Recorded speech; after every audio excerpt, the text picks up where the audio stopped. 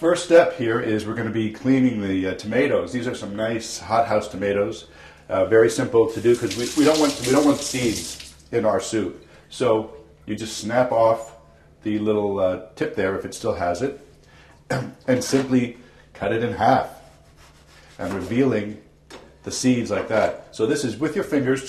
Just go in there and get the seeds out. Oop, they squirt all over the place.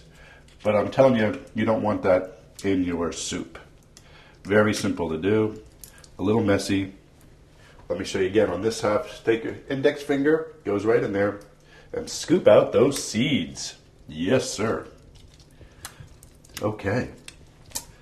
There you go, that's simple. So now we got the tomato.